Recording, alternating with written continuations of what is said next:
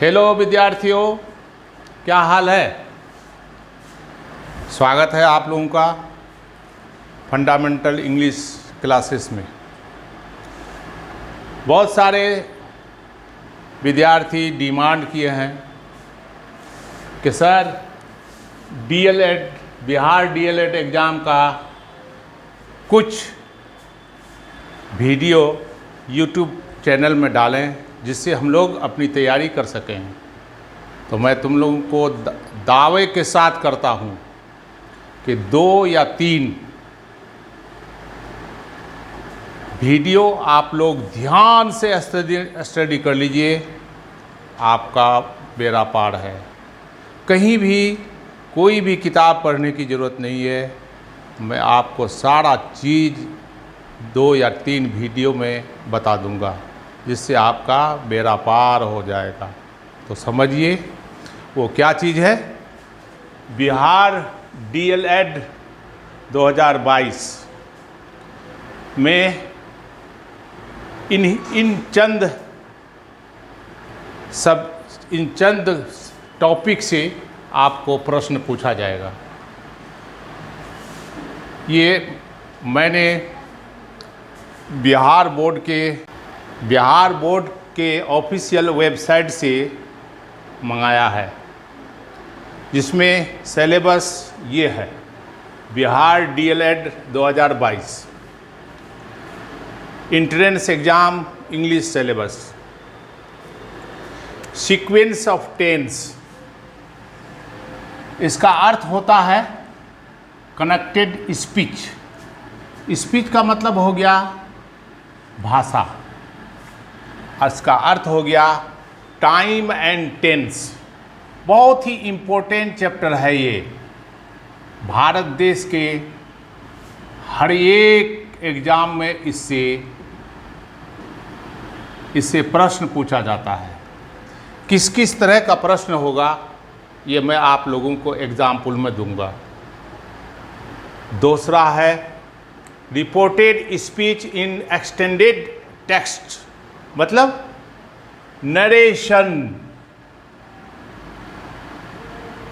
Narration से भी कुछ क्वेश्चन रहेगा, जो डायरेक्ट नरेशन और इनडायरेक्ट जो हो सकता है आप लोग बनाने के लिए सीखे हैं। नहीं सीखे हैं तो हम सिखा देंगे। Use of non finites verb. सब वर्ब सब्जेक्ट वर्ब एग्रीमेंट के आधार पर प्रयोग होता है, लेकिन कुछ वर्ब ऐसे हैं जो सब्जेक्ट के आधार पर नहीं लगता है, उसी को नॉन फाइनाइट वर्ब कहते हैं। तीसरा पैसिव वॉइस। इसमें ज़्यादातर कॉमन एरर वगैरह पूछा जाता है। पंक्चुएशन, कहाँ पर फुल स्टॉप होगा, कहाँ पर इंट्रोगेशन चिन्ह होगा, कहाँ पर सेमीकोलन होगा।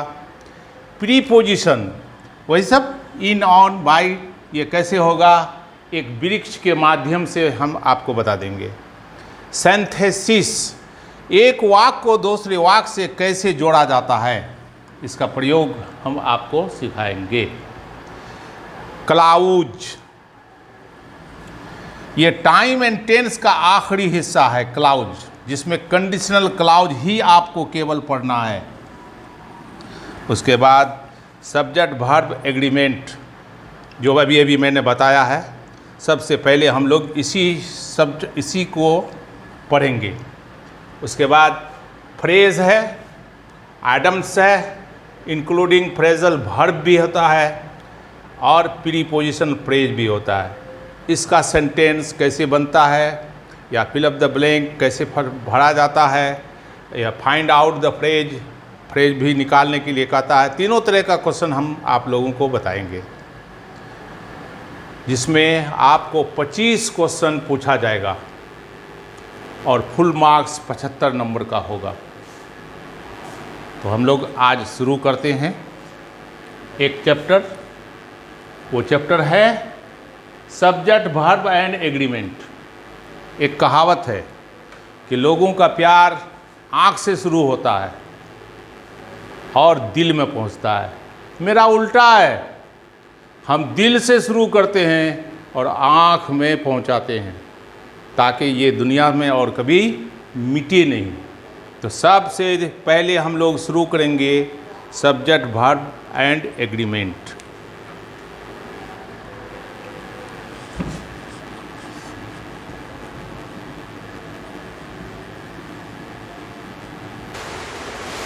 हाँ, तो हम लोग का चैप्टर है subject verb and agreement. Subject verb and agreement.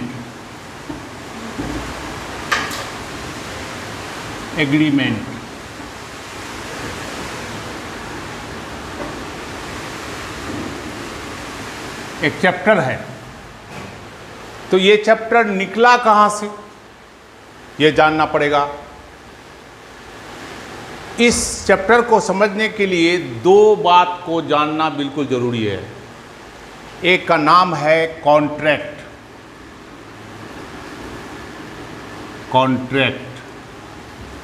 और एक दूसरे का नाम है एग्रीमेंट।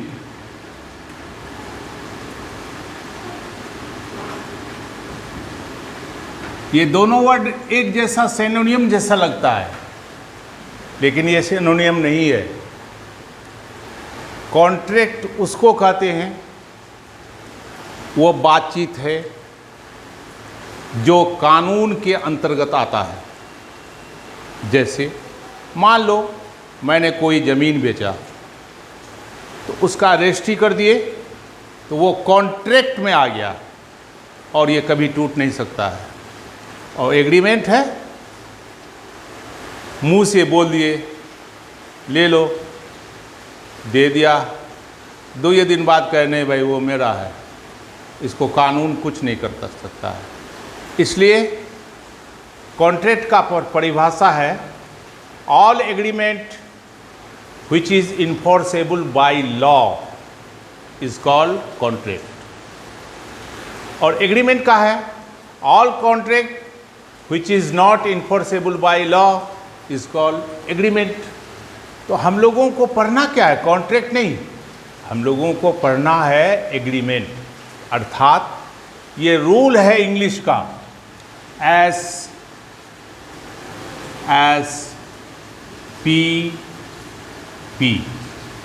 ये कॉन्ट्रैक्ट है, ये कॉन्ट्रैक्ट है।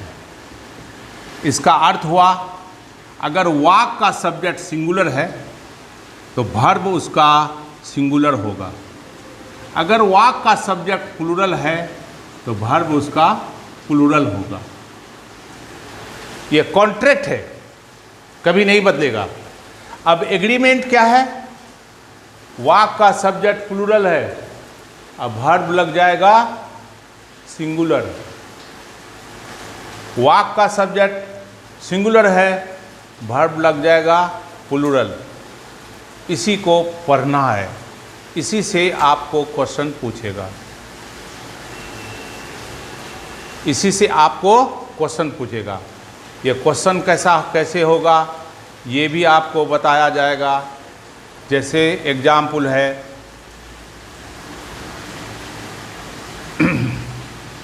we as well as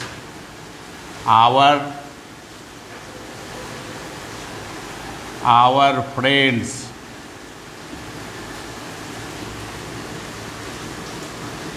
I as well as my friends, my friends, यहाँ खाली जगह छोड़ देगा, गोइंग टू मार्केट। अब इसको क्वेश्चन दे देगा, फिल अप द ब्लैंक, खाली जगह हो दे दिया। सूटेबल वर्ब्स, जो वर्ब यहाँ सूट करेगा वही। अब इसमें वर्ब दे देगा आपको एम, आर, इज। अब आपको भरना है इस खाली जगह में क्या होगा, एम होगा, आर होगा, इज होगा। तो जनरली लड़का देखेगा माई फ्रेंड्स, प्लूरल है, तो वर्ब क्या दे देगा? प्लूरल। क्या मार देगा? आर। लेकिन ये तो एग्रीमेंट है, एग्रीमेंट है कि अगर अनेक subject as well as to, with to इत्यादि से जुटा हो तो वर्ब हमेशा पहले वाले के अनुसार होता है। पहला वाला कौन है? आई है, तो आई के अनुसार, इसलिए यहाँ लग जाएगा एम। इसी तरह का क्वेश्चन आपको पूछा जाएगा। मैं पहले पढ़ा रहा हूँ, उसके बाद आप लोगों से एक्सरसाइज बनवाऊँगा। इसी तरह के कुछ पॉइंट हैं जो आपको लिखना होगा और समझना होगा। तो यही हम लोग पढ़ेंगे आज, सब्जेक्ट वर्ब एग्रीमेंट। तो चलिए ये याद रखिएगा, एक वाक्य का दो भाग होता है। एक का नाम है सब्जेक्ट और दूसरे का नाम है प्रीडिकेट। यही दोनों से एक वाक्य बनता है। अब एक सवाल तुम लोग कर सकते हो कि सर दो ही भाग क्यों होता है? बिल्कुल सही बात है, हिंदी में अनेक भाग होता है, सब्जेक्ट होता है, वर्ब होता है, ऑब्जेक्ट होता है, कॉम्प्लीमेंट होता है, लेकिन इंग्लिश में दो ही भाग होता है। दो क्यों? ये नेचुरल गिफ्ट है, हर चीज़ दो है। एक इंसान का दो आँख है, दो कान है, दो नाक है, दो हाथ है, दो पैर है। इसलिए अंग्रेजी के प्रत्येक वाक्य को दो भागों में बांटा गया है। एक का नाम है सब्जेक्ट और दूसरे का नाम है प्रीडिकेट। तो दो भाग।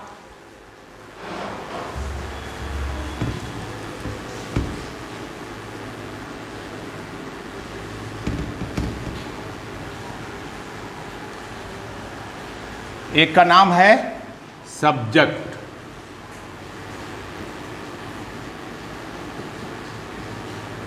और दूसरे का नाम है प्रीडिकेट। प्रीडिकेट। तो सवाल आता है कि सब्जेक्ट किसे कहते हैं, प्रीडिकेट किसे कहते हैं? ये जानना बहुत जरूरी है, क्योंकि सब्जेक्ट के आधार पर ही वर्ब का प्रयोग होगा। तो पहले जान लीजिए, एक वाक्य का दो ही भाग होगा, एक सब्जेक्ट होगा, एक प्रीडिकेट होगा। जैसे मैं एक वाक्य लिख रहा हूं, सोहन एंड मोहन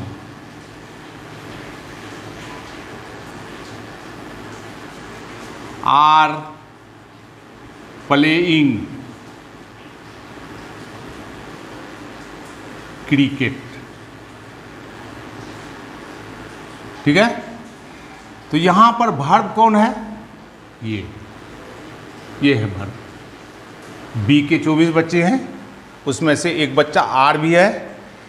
तो वर्ब इज ये बॉर्डर, वर्ब एक बॉर्डर है, बॉर्डर से ही इसको तोड़ना है।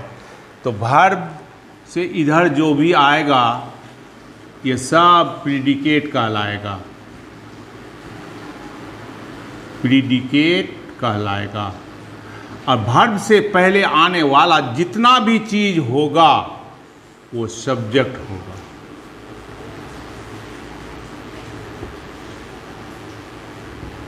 तो सबसे पहले आ गया अब व्हाट इज सब्जेक्ट, सब्जेक्ट आ गया। व्हाट इज सब्जेक्ट, सब्जेक्ट कौन है?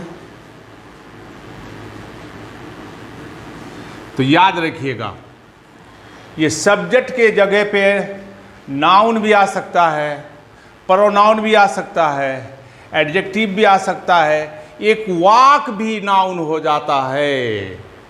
ये नाउन पढ़ाएंगे जब, तो नाउन की विशेषता को बतलाएंगे हम कि नाउन क्या चीज़ है। एक सब्जेक्ट भी, एक वाक भी सब्जेक्ट हो जाता है। जैसे व्हाट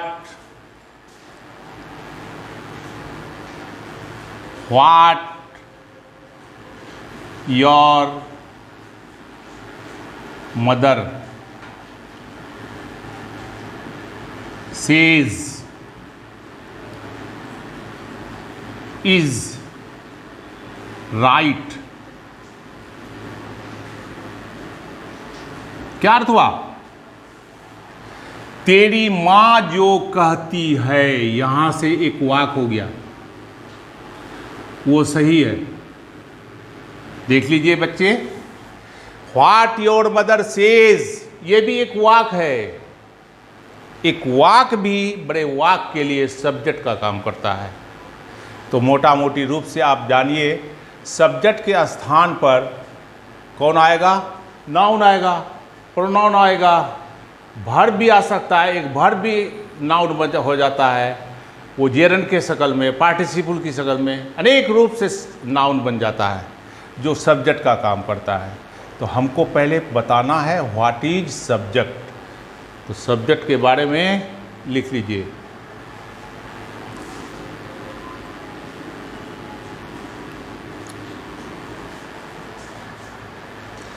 लिखिए, ए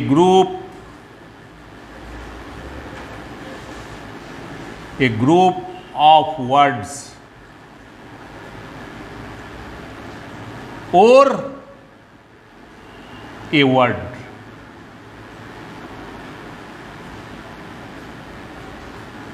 A word which is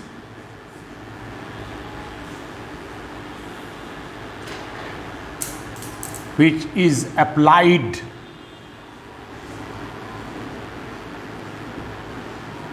before verb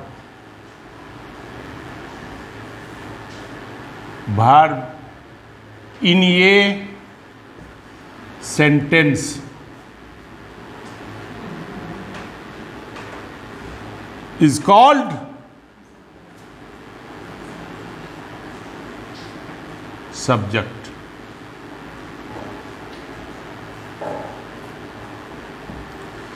is called subject, वही सब्जेक्ट कहलाता है। क्या अर्थ हुआ? ग्रुप ऑफ वर्ड्स, शब्दों का समूह, और ये वर्ड या एक शब्द which is applied, जिसका प्रयोग किया जाता है बिफोर वर्ब से पहले, इन ये सेंटेंस, वाक में, वही चीज वाक, वही चीज सब्जेक्ट कहलाता है। मेरे ख्याल से आप लोगों को समझ में आ गया होगा कि वर्ब से, या नहीं तो फिर हिंदी में भी लिख लीजिए, वर्ब से पहले प्रयोग होने वाले शब्द या शब्दों के समूह को वाक में सब्जेक्ट कहा जाता है। अब आ जाइए, what is predicate.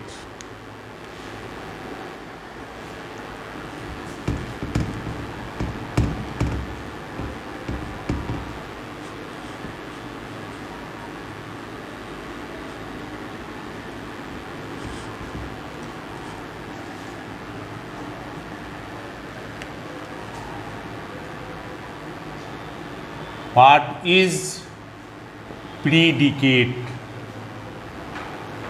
Predicate. What is predicate? तुरंत सवाल खड़ा हो गया। प्रीडिकेट दूसरा भाग है वाक का।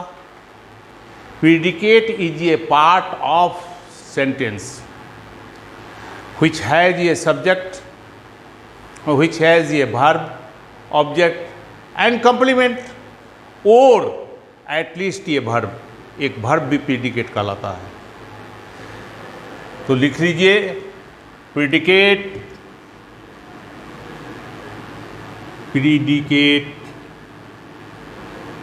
Is a part, predicate is a part of a sentence, of a sentence which has a verb,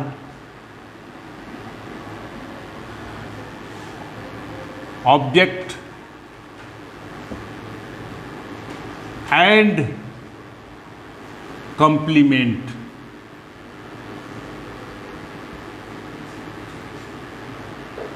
और at least at least a verb.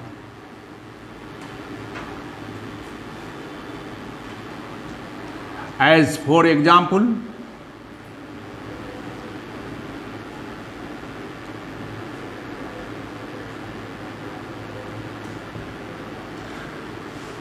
Sohan eats a mango daily। तो इस वाक्य में भर्ब कौन है? ये भर्ब है इट, तो इट से इधर छट गया, ये हो गया प्रीड सब्जेक्ट, और जो बचा ये हो गया प्रीडिकेट। तो देख लो बेटा, सोहन कौन बना? एक नाउन बना, और बचा क्या? Verb, object, complement. एक वर्ब भी, जैसे ये भी तो हो सकता है, सोहन इट्स, आगे कुछ नहीं है। अब अगर यहां आपको बताए, पूछे कोई कि व्हाट इज प्रीडिकेट, तो आप वर्ब को देखिए, वर्ब के बाद ऑब्जेक्ट कंप्लीमेंट नहीं है, तो एक वर्ब भी प्रीडिकेट हो सकता है। ये प्रीडिकेट हो गया और ये सब्जेक्ट हो गया। मेरे ख्याल से सब कुछ समझ में आ रहा है आप लोगों को। नहीं तो फिर अगर कोई डाउट हो तो कमेंट सेक्शन में आप डालिएगा, अवश्य मैं उसका जवाब दूंगा। तो खैर, अब एक सवाल खड़ा कीजिएगा, सर सब्जेक्ट और प्रीडिकेट से वाक्य कैसे बनता है? तो चलिए हम लोग उतरते हैं फिजिक्स में। फिजिक्स में आप लोग पढ़े हैं, प्रत्येक क्रिया का विपरीत प्रतिक्रिया होता है, माने एवरी एक्शन रिवर्स रिएक्शन। तो सब्जेक्ट चांटा ठोकता है प्रीडिकेट को, उलट के प्रीडिकेट चांटा ठोकता है सब्जेक्ट को, तो एक अर्थ हो जाता है। माने प्रत्येक क्रिया के विपरीत एक प्रतिक्रिया होता है। माने कोई भी चीज़ को पैदा करने के लिए एक्शन और रिएक्शन का होना जरूरी है। ये आप लोग फिजिक्स के न्यूटन्स लॉ में पढ़े होंगे, है ना? एवरी एक्शन रिवर्स रिएक्शन, हर एक एक्शन का रिएक्शन होता है। तो ये सब्जेक्ट इफेक्ट डालता है प्रीडिकेट को, और प्रीडिकेट इफेक्ट डालता है सब्जेक्ट को, तो क्या बन जाता है? एक वाक्य बन जाता है। जैसे यहाँ देखिए, सोहन ईट्स ये मैंगो डेली। अब देखो प्रीडिकेट क्या है? ईट्स ये मैंगो डेली, खाता है प्रतिदिन आम। कौन आ गया? सोहन। तो एक वाक्य बन गया, सोहन प्रतिदिन आम खाता है। या इधर से ठोकिए, सोहन क्या करता है? प्रतिदिन आम खाता है। माने एक्शन रिएक्शन होता है, इसी से वाक्य का निर्माण हो जाता है। समझ में आ रहा है बच्चों कि नहीं आ रहा है? बहुत डिमांड आप लोग कर रहे थे कि सब्जेक्ट वर्ब एग्रीमेंट के बारे में बताइए। यहीं से सब्जेक्ट वर्ब एग्रीमेंट का जन्म होता है। अब सब्जेक्ट वर्ब एग्रीमेंट का हम कुछ रूल आपको बताने के लिए जा रहे हैं। इसको ध्यान से पढ़ लीजिएगा, इस पर ज़्यादा फोकस मारिएगा। कोई भी हेल्प बुक, कोई भी चीज़ पढ़ने की ज़रूरत नहीं है। आराम से आपको 75 में कम से कम 60 नंबर आ जाएगा। आप ध्यान से पढ़िए, फोकस मारिए, और कुछ किताब का नाम बताएंगे, उससे आप 2-4 चैप्टर बना लीजिएगा। बस हर चैप्टर का 2-4 एक्सरसाइज आप बना लीजिएगा, कंप्लीट हो जाएगा। कोई हार्ड लेवल का एग्ज़ाम नहीं है ये, बिल्कुल नॉमिनल नॉलेज ऑफ सब्जेक्ट देगा आपको, इसी से आपको बन जाएगा। उसी को मैं बता रहा हूँ आपको। तो चलते हैं हम लोग सब्जेक्ट वर्ब एग्रीमेंट पर।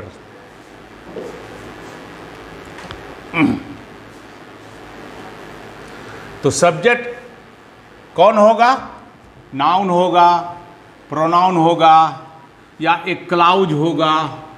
इसी के आधार पर वर्ब को सप्लाई करना है, ठीक है? तो पहला रूल है क्या? पहला रूल है सिंगुलर सब्जेक्ट के साथ हमेशा सिंगुलर वर्ब होता है, प्लूरल सब्जेक्ट के साथ हमेशा प्लूरल वर्ब होता है। पहला रूल यही है, S S S S P P P P, ये कॉन्ट्रैक्ट है, एग्रीमेंट नहीं है, ये कॉन्ट्रैक्ट है। मतलब अगर वाक का सब्जेक्ट सिंगुलर होगा तो उसके साथ सिंगुलर वर्ब लगेगा, अगर वाक का सब्जेक्ट प्लूरल होगा तो उसके साथ प्लूरल वर्ब लगेगा। ये तो आप जान ही रहे हैं, है ना, सब कोई जान रहे हैं, मैट्रिक पास किए हैं या इंटर पास किए हैं तो ज़रूर ये सब बात आप लोग पढ़े हुए होंगे। तो खैर हमको बिल्कुल शॉर्ट वीडियो में, रील में आपको समझाना है कि कैसे क्या होगा। नंबर 1 पॉइंट में आ जाएगा। क्या नंबर लिखिए, नंबर 1 लिखिए, कुछ नाउन ऐसे हैं जो देखने में प्लूरल होता है परंतु उसका अर्थ सिंगुलर होता है। अगर ये वाक का सब्जेक्ट हो तो वर्ब सदा सिंगुलर ही होता है। कुछ नाउन ऐसे होते हैं जो देखने में प्लूरल होता है लेकिन उसका अर्थ सिंगुलर होता है। जैसे एग्जाम्पल, फिजिक्स,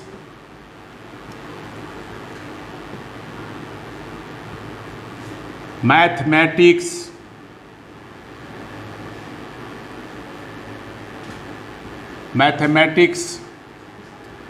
पॉलिटिक्स,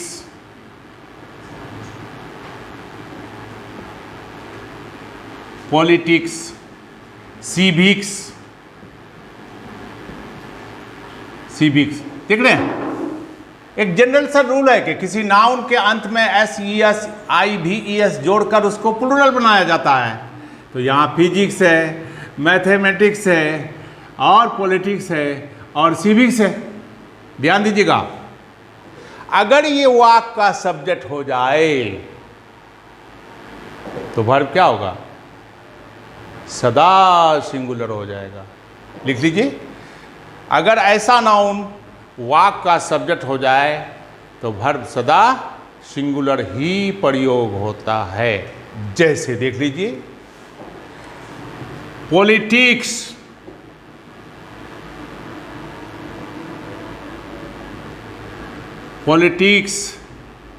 खाली जगह, डार्टी गेम। अब यहां भरने के लिए आपको दे देगा इज, एम, आर। क्या भरेंगे आप, देख लीजिएगा आपका गलती कहां होगा। पॉलिटिक्स है, प्लूरल है तो प्लूरल लगा दीजिएगा, हो गया गलती। बना के आइएगा, कहिएगा हम तो सही बनाए सर, पॉलिटिक्स के साथ आर लगा दिए। नहीं भाई, ये जान लीजिए, ये देखने में प्लूरल है लेकिन अर्थ सिंगुलर है, इसलिए हो जाएगा इज। इसका अर्थ हो गया राजनीति गंदा खेल है, बुझ गया। उसी तरह से मैथमेटिक्स, खाली जगह, हार्ड इजी सब्जेक्ट, तो क्या लगेगा, इज लगेगा, ये सब्जेक्ट आ जाएगा। अब इसमें कुछ विशेष बातें हैं, अपवाद है। क्या अपवाद है, अगर इस तरह के नाउन के साथ, लिख लीजिए, अगर इस प्रकार के नाउन के साथ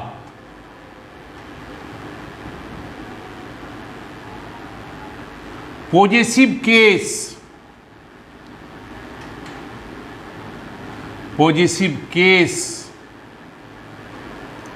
का प्रयोग हो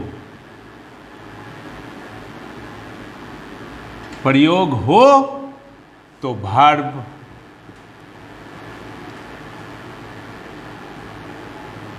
प्लूरल प्रयोग होता है।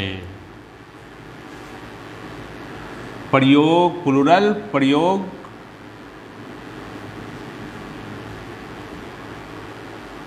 होता है। आया बेटा, सब समझ में आया? तो उसके लिए क्या वर्ब प्रयोग होगा? प्लूरल। क्यों?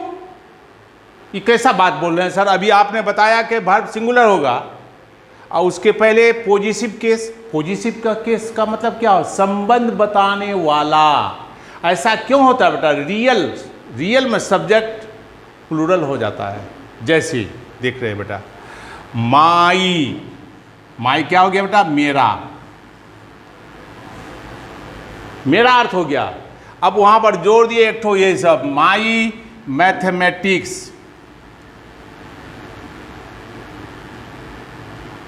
मैथमेटिक्स। क्या अर्थ हुआ?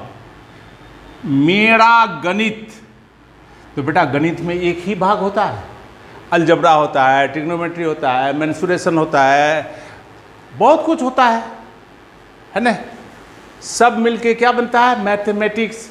तो मेरा मैथमेटिक्स खाली जगह वीक मैंने क्या होता है? कमजोर।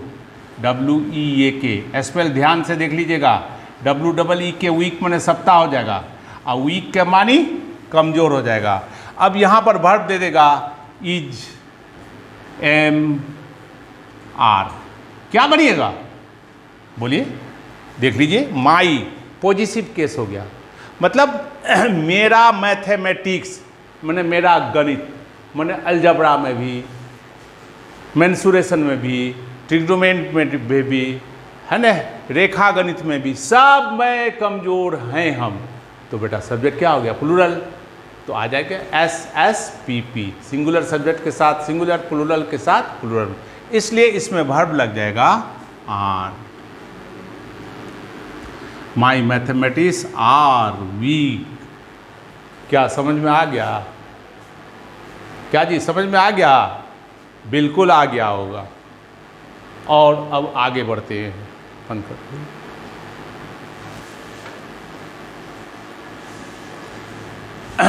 तो ये पॉइंट बहुत ही इम्पोर्टेंट पॉइंट है। हो सकता है आपको इससे क्वेश्चन पूछे या कॉमन एरर में पूछे। दूसरा पॉइंट आते हैं अब हम लोग। कुछ नाउन ऐसे हैं जो देखने में सिंगुलर है लेकिन वो प्लूरल होता है। अगर ये वाक का सब्जेक्ट हो तो वर्ब प्लूरल होगा। फॉर एग्जाम्पल देख लीजिए, आप लिख लीजिए पहले दूसरा पॉइंट, वेरी वेरी इंपॉर्टेंट। कुछ नाउन ऐसे हैं जो देखने में प्लूरल है, देखने में सिंगुलर है लेकिन वो प्लूरल होता है। जैसे कैटिल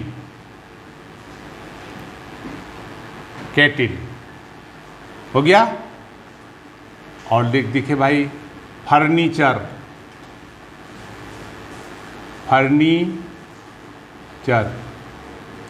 पुलिस,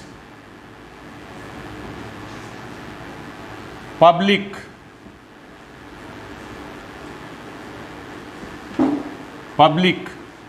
पीपुल। देख रहे हैं कैसा लग रहा है? लगता है सिंगुलर है लेकिन ये प्लूरल होता है। अगर ये वाक का सब्जेक्ट हो तो वर्ब प्लूरल होगा, वही SSPP के आधार पर। जैसे देखो, कैटिल मैंने पूछते हैं मवेशी को कहते हैं। गाय, बैल, भैंस, बकरा वगैरह सब कैटिल कहलाता है।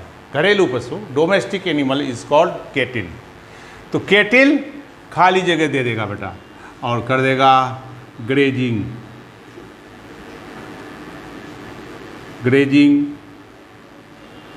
On the field, FIELD, field. अब इसमें भरने के लिए देगा तुमको इज RM। क्या भरिएगा? कैटिल देखने में सिंगुलर, होता क्या है? प्लूरल। तो सब्जेक्ट क्या हो गया? प्लूरल। इसलिए वर्ब लग जाएगा आर, है ना? ठीक उसी तरह से पुलिस POLICE, पुलिस, खाली जगह, कमिंग,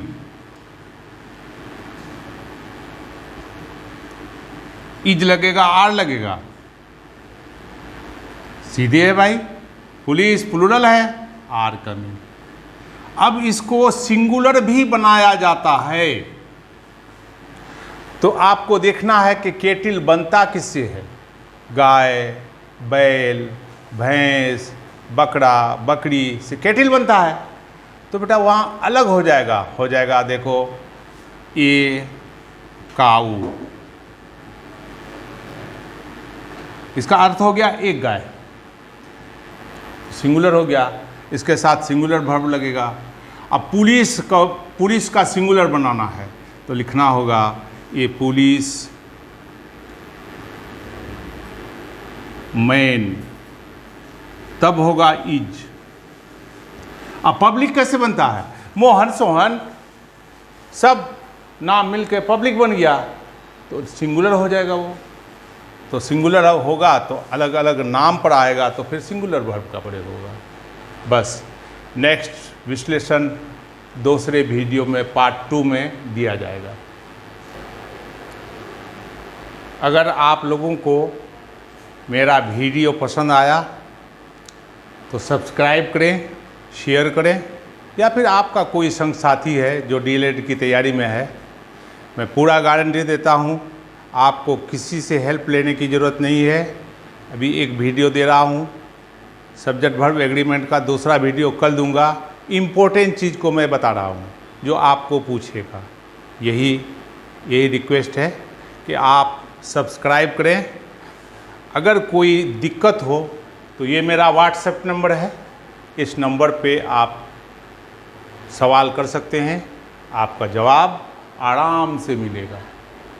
बस इन्हीं चंद बातों के साथ आज का सेशन मैं समाप्त करता हूँ, फिर कल आपसे मिलेंगे। Rest is okay.